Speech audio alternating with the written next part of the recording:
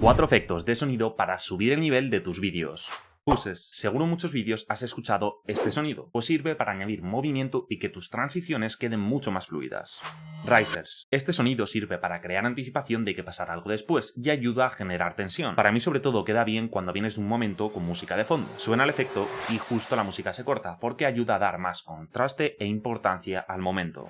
Pop-ups. Este efecto de sonido nosotros lo utilizamos cuando aparece una imagen de alguien o un logo en el vídeo para enfatizarlo más y que quede mejor. Teclado. Si tienes alguna animación para enumerar apartados, el sonido de un teclado o el clic de un ratón te ayudará con ese extra para que quede perfecto. Yo soy Rubén, creador y estratega de contenido, y si quieres aprender más sobre la creación de contenido, sígueme en Instagram.